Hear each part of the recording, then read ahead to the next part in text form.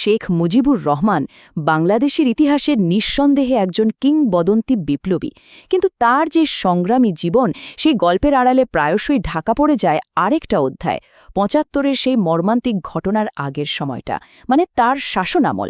তো আজকের এই আলোচনায় আমরা ১৯৭২ থেকে ১৯৭৫ সাল পর্যন্ত শেখ মুজিবের শাসনের সেই অধ্যায়টিই দেখব, যেমনটা আমাদের উৎস ব্যাখ্যা করছে।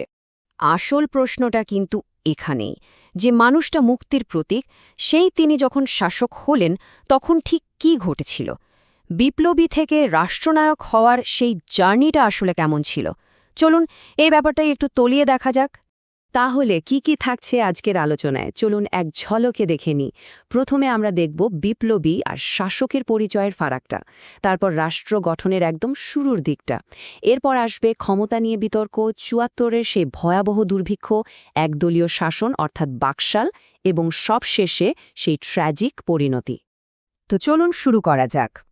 আমাদের উৎস যেটা বলছে সেটা হলো শেখ মুজিবের দুটো পরিচয়, একদিকে তিনি বিপ্লবী আর একদিকে শাসক, আর এই দুটো পরিচয়ের মধ্যে ব্যবধানটা ছিল অনেক গভীর। দেখুন, বিপ্লবী হিসেবে শেখ মুজিব ছিলেন একদম প্রশ্নাতীত, বলা যায় জনগণের কণ্ঠস্বর, কিন্তু শাসক হিসেবে তার পথটা ছিল একদমই অন্যরকম। একটা ধ্বংসস্তূপের ওপর দাঁড়িয়ে দেশ চালানোর মতো বিশাল এক চ্যালেঞ্জ ছিল তার সামনে। আর আমাদের উৎস বলছে ঠিক এই সময়টাতেই তার বিরুদ্ধে স্বজনপ্রীতি আর ক্ষমতা আঁকড়ে ধরার মতো অভিযোগগুলো উঠতে শুরু করে, যা তার বিপ্লবী ইমেজের সাথে একটা বড়সড় ধক্কা তৈরি করে। আচ্ছা, এবার চলুন একদম শুরুতে ফিরে যাই। ৭২-এর ১০ই জানুয়ারি শেখ মুজিব যখন দেশে ফিরলেন, বাংলাদেশ তখন বলতে গেলে একটা ধ্বংসস্তূপ। ভাবুন একবার, দেশের রিজার্ভে কোনো টাকা নেই, খাবারের তীব্র সংকট, আইনশৃঙ্খলা পরিস্থিতি পুরোপুরি ভেঙে পড়েছে, মানে চারদিকে শুধু চ্যালেঞ্জ আর চ্যালেঞ্জ। কিন্তু এত সব চ্যালেঞ্জের মধ্যেও প্রথম বছরটা ছিল কিন্তু বেশ অবাক করার মতো। অবিশ্বাস্য গতিতে কাজ হয়েছে। ভাবা যায়, দেশে ফেরার ঠিক ১ বছরের মাথায় বাংলাদেশ একটা সংবিধান পেয়ে গেল। গণপরিষদ তৈরি করা থেকে শুরু করে সেটাকে কার্যকর করা, পুরো কাজটা এত দ্রুত হয়েছিল, যা নিঃসন্দেহে এক বিশাল অর্জন ছিল। কিন্তু এই শুরুর সাফল্যটা বেশিদিন স্থায়ী হয়নি। খুব দ্রুতই দৃশ্যপট বদলাতে শুরু করল। ক্ষমতার রাজনীতিতে জন্ম নিল নতুন বিতর্ক, আর সেই বিতর্কের কেন্দ্র ছিল দুটো ঘটনা: স্বাধীন বাংলাদেশের প্রথম সাধারণ নির্বাচন আর রক্ষী বাহিনী গঠন। তো ১৯৭৩ সালের নির্বাচন, আওয়ামী লীগ জিতল ৩০০ সিটের মধ্যে ২৯৩টা, যাকে বলে একেবারে ল্যান্ডস্লাইড ভিক্টরি। কিন্তু এত বড় জয়ের পরেও একটা কিন্তু থেকে যায়। আমাদের উৎস বলছে এই নির্বাচনটা মোটেও বিতর্কের ঊর্ধ্বে ছিল না। উৎসের তথ্য অনুযায়ী অভিযোগগুলো ছিল বেশ গুরুতর, যেমন প্রচারণার কাজে সরকারি হেলিকপ্টার ব্যবহার করা, বিরোধী প্রার্থীদের ভয়ভীতি দেখানো, এমনকি ভোট কারচুপির অভিযোগ ওঠে। সবচেয়ে অদ্ভুত অভিযোগটা ছিল কিছু আসনের ব্যালট বাক্স নাকি ঢাকায় নিয়ে এসে গণনা করা হয়েছিল। আর উৎস এই ঘটনাটাকেই স্বাধীন বাংলাদেশে প্রথম ভোট ডাকাতির ঘটনা হিসেবে বলছে। ঠিক এই সময়েই তৈরি করা হয় রক্ষী বাহিনী। কাগজে কলমে বলা হয়েছিল যুদ্ধবিধ্বস্ত দেশে আইন শৃঙ্খলা ঠিক রাখাই তাদের কাজ, কিন্তু আসল অভিযোগটা ছিল অন্য জায়গায়। বলা হয় শেখ মুজিব সেনাবাহিনীর উপর ঠিক ভরসা রাখতে পারছিলেন না, তাই নিজের অনুগত মুক্তিযোদ্ধাদের নিয়ে তিনি এই প্যারালেল একটা ফোর্স তৈরি করেন। আর খুব তাড়াতাড়ি এই বাহিনী বিরোধী মত দমনের জন্য এক ভয়ঙ্কর শক্তি হিসেবে পরিচিতি পায়। একদিকে যখন এই রাজনৈতিক অস্থিরতা চলছে, অন্যদিকে দেশ কিন্তু ডুবে যাচ্ছিল গভীর এক অর্থনৈতিক সংকটে।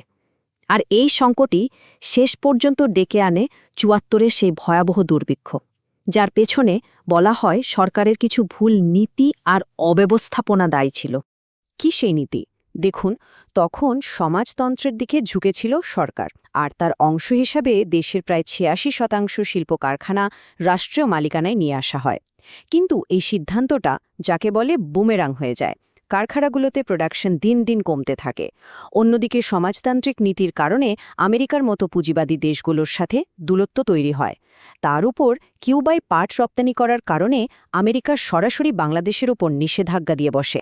একদিকে মার্কিন সাহায্য বন্ধ, তার সাথে যোগ হল ভয়াবহ বন্যা আর চরম অব্যবস্থাপনা। ফলাফল, দেশে ভয়ঙ্কর খাদ্য সংকট। চাল তেলের মতো সাধারণ জিনিসের দাম চলে গেল সাধারণ মানুষের নাগালের বাইরে, একেবারে আকাশ ছোঁয়া। দেশজুড়ে যে দুর্ভিক্ষ শুরু হলো তাতে অসংখ্য মানুষ মারা যায়। এই বিষয়ে নোবেলজয়ী অর্থনীতিবিদ অমর্ত্য সেনের একটা বিশ্লেষণ কিন্তু খুবই গুরুত্বপূর্ণ। তিনি তার গবেষণায় দেখিয়েছেন যে ৭৪-এর দুর্ভিক্ষ শুধু খাবারের অভাবের কারণে হয়নি। এর পেছনের আসল কারণ ছিল সরকারের মারাত্মক দুর্নীতি আর অব্যবস্থাপনা। সোজা কথায় এটা ছিল একটা মানবসৃষ্ট দুর্যোগ। একদিকে দুর্ভিক্ষ আর অর্থনৈতিক অব্যবস্থাপনা, আর এরই মধ্যে অন্যদিকে চলছিল ক্ষমতাকে আরও মজবুত করার খেলা। বিরোধী মতকে পুরোপুরি দমন করে দেশ ধীরে ধীরে এক দলীয় শাসনের দিকে এগোতে থাকে। আর ক্ষমতা কক্ষিগত করার এই প্রক্রিয়াটা ছিল বেশ গোছানো। একদিকে রক্ষী বাহিনীর বিরুদ্ধে সিরাজ সিকদারের মতো রাজনৈতিক প্রতিপক্ষকে মেরে ফেলার অভিযোগ ওঠে, আবার অন্যদিকে তাজউদ্দিন আহমেদের মতো একজন বিশ্বস্ত সহযোদ্ধাকে মন্ত্রিসভা থেকে সরিয়ে দেওয়া হয়। তার দোষ, তিনি সরকারের স্বজনপ্রীতি সমালোচনা করেছিলেন। আর এই সব কিছুর চূড়ান্ত পরিণতি ছিল বাকশাল গঠন। ১৯৭৫ সালে আওয়ামী লীগ সহ দেশের সব রাজনৈতিক দলকে নিষিদ্ধ করা হলো। তৈরি হলো একটাই মাত্র জাতীয় দল, বাংলাদেশ কৃষক শ্রমিক আওয়ামী লীগ বা বাকশাল। ভাবুন একবার, যে নেতা সারা জীবন গণতন্ত্রের জন্য লড়েছেন, তার হাত দিয়েই দেশে একদলীয় শাসনের শুরু হলো। বাকশাল গঠন, দেশের অর্থনৈতিক সংকট আর ওয়াইডস্প্রেড দুর্নীতির অভিযোগ সবকিছু মিলেমিশে সাধারণ মানুষ থেকে শুরু করে সেনা বাহিনী পর্যন্ত সবার মধ্যে একটা তীব্র অসন্তোষ দানা বাঁধছিল। আর এই জমে থাকা ক্ষোভই যেন একটা ভয়াবহ ট্র্যাজেডির জন্য মঞ্চ তৈরি করছিল। এই অভ্যুত্থানের পেছনে কিন্তু একটা দুইটা না, অনেকগুলো কারণ ছিল। যেমন ধরুন, বাকশাল নিয়ে মানুষের মধ্যে ছিল চরম হতাশা, সেনাবাহিনীর ভেতরেও ক্ষোভ জমছিল। এর সাথে যোগ হয়েছিল মেজর ডালিমের মতো কিছু অফিসারের ব্যক্তিগত অপমানের ঘটনা। আর সবকিছুর অপরে ছিল শাসক পরিবারের বিরুদ্ধে দুর্নীতি আর স্বজনপ্রীতির অভিযোগ, যা পরিস্থিতিকে আরও ঘোলাটে করে তোলে। এরপর এলো সেই কালরাত, ১৯৭৫ সালের ১৫ই আগস্ট ভোরের দিকে সেনাবাহিনীর কিছু বিদ্রোহী অফিসার ধানমন্ডির ৩২ নম্বর বাড়িটা ঘিরে ফেলে, আর সেখানেই সপরিবারে হত্যা করা হয় শেখ মুজিবকে। এর কিছুক্ষণ পরেই মেজর ডালিম রেডিওতে সেই হত্যাকাণ্ডর ঘোষণা দেন, যে ঘোষণায় পুরো জাতি লিটারালি স্তব্ধ হয়ে গিয়েছিল। অভ্যুত্থানের নেতারা পরে তাদের এই কাজের পেছনে যে যুক্তিটা দিয়েছিলেন সেটা ছিল বেশ শিউরে ওঠার মতো। তাদের ভাষ্যমতে শেখ মুজিব দেশকে এমন একটা জায়গায় নিয়ে যাচ্ছিলেন যে তাকে হত্যা করা ছাড়া তাদের সামনে আর কোনো পথ খোলা ছিল না। এই কথাটা থেকেই বোঝা যায় তাদের হতাশা আর ক্ষোভ ঠিক কোন পর্যায়ে পৌঁছেছিল।